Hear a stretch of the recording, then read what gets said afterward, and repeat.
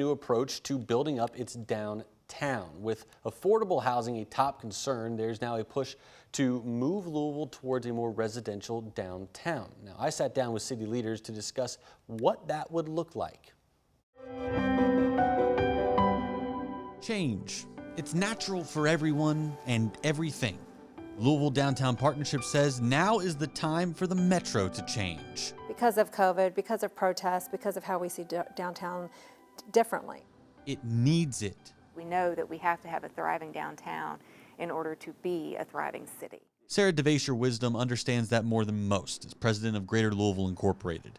A strong downtown can attract companies and workers. It's a selling point for a city. It's a three-pronged, really, approach, I think, to a strong downtown. You have residential, you have office, and you have tourism. Rebecca Fleischaker is the executive director of Louisville's Downtown Partnership. Our office was really good pre-COVID. Tourism is now even better than pre-COVID.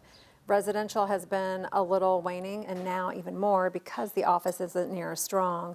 We need to double down on residential development. And we've seen other peer cities build a residential first strategy downtown to supplement some of the tourism that takes place in their downtowns. Peer cities like Jacksonville, Florida.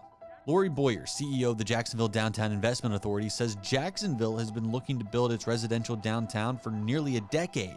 With 7,500 residents living downtown now and hundreds more units under construction, Boyer says the city should have space for about 10,000 residents in its downtown area within a year and a half. But the work can't stop there. The thing that we have been missing is what I would call the urban lifestyle.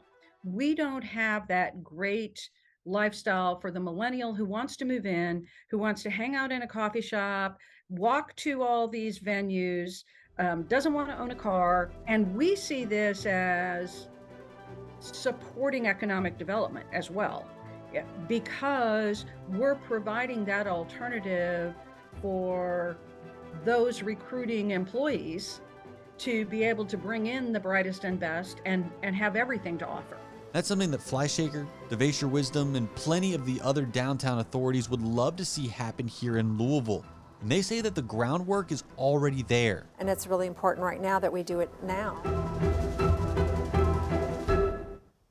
The Louisville Downtown Partnership releases a 10-year plan every decade to outline its vision for downtown Louisville. And this year, that plan is going to revolve heavily around ways to make downtown a bit more residential friendly.